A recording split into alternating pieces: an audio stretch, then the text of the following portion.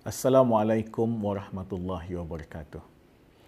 First and foremost, I would like to congratulate the Bar Council and Tindak Malaysia for organizing this forum. And thank you so much for having me. I'm honored to be a part of this very noble cause. Brothers and sisters, I've been asked to speak on an independent election commission, or EC for short. Before we can evaluate whether the EC is independent or not, we have to have a certain kind of worldview as to how do we look at the EC and put the EC in the context of the needs of current and contemporary society and democratic values or democratization process. We are now living in a new world, and I would like to use a term which is new realities to reflect on the meaning of the new world. Within the new realities, there are two components. One is the international or universal component. And there are three elements of the new realities in this context. Firstly, the advent of the ICT and the new media. Secondly, the emergence of a new social consciousness and a new social movement. And thirdly, we are already moving into, in fact, we are already within the third phase of democracy.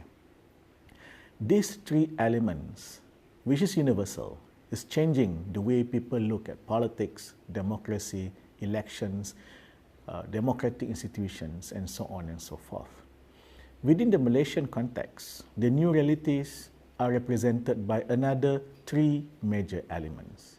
Firstly, people are becoming more educated, and they have an educated opinion on elections, on democracy, on politics. Secondly, the urban factor is becoming more important. And thirdly, the growing and very strong middle class. All six elements, three which is universal, three which is local, when you put them together, they complement each other and they produce what I call the new middle ground, a grouping of people, of individuals who are by definition non-partisan. They are not political party card-carrying members.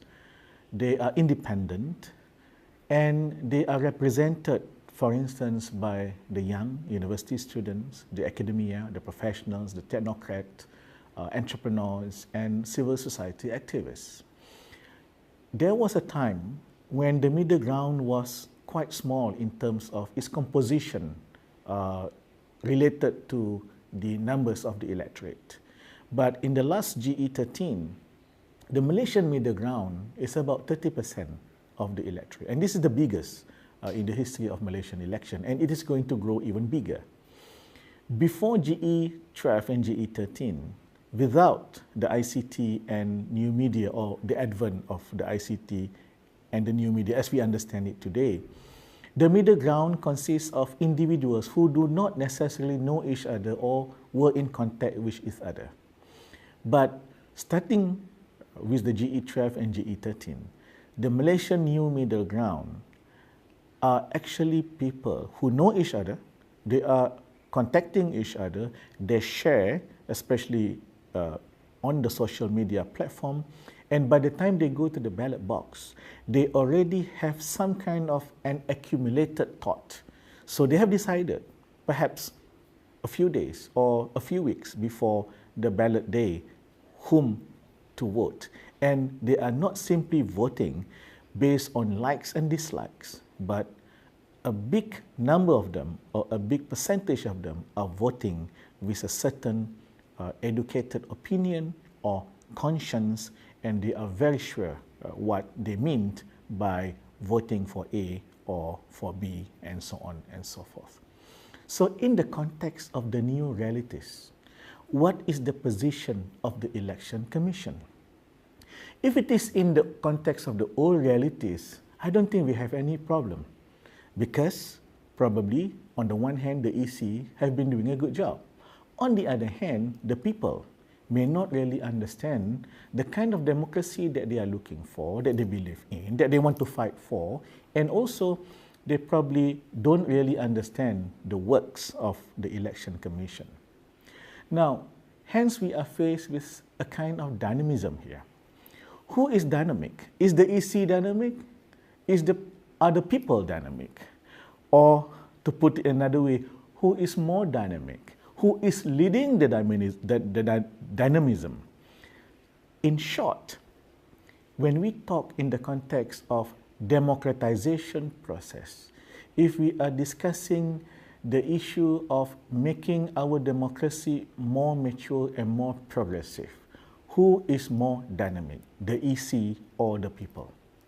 Now, brothers and sisters, let us look at our current EC. We know for a fact that the Election Commission of Malaysia is a commission set up for the purpose of regulating and conducting elections. The commission is formed under Article 114 of the Federal Constitution, which empowers it to conduct elections for the Dewan Rakyat and the state legislative bodies. The three main functions of the current EC are as follows. Firstly, to review and redelineate boundaries of parliamentary and state constituencies after a lapse of not less than 8 years from the date of the last review of redelineation. Secondly, to undertake the registration of electors and the review of the electoral roll. And finally, to conduct general election to the House of Representatives and the state legislative assemblies and by-elections in the event of vacancy.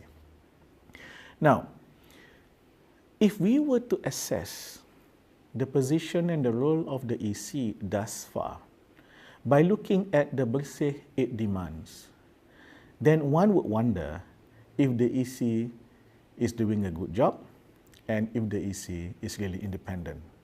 After a long struggle, finally the Parliament decided to establish a parliamentary select committee, and out of the 8 demands by Bersih, it was translated into 22 specific items, 18 of which was approved by consensus by the PSC, which was to a certain extent bipartisan, while 4 were rejected by my colleagues from Pakatan Rakyat who were members of the PSC. The question now is, out of the 4 that was rejected, what is the situation? Is the EC looking at it at all, or simply because it has been rejected or it has not been approved by consensus, therefore you just throw it out? Next, out of the 18 elements that was approved by consensus, what is the percentage of implementation? Is the percentage majority, or is the percentage very small? What about the EC's credibility in terms of the usage and the buying of the indelible ink in the last GE13? In this context, my take is that the EC more often than not were not very proactive, were very defensive, and in most instances sound like they represent the government rather than they are actually independent. I had the opportunity to watch, for instance, a live debate right before me between the Deputy Chairman of the EC and Dato' Ambiga, organized by Sina Harian. Another speaker was Professor Shamsul Amri.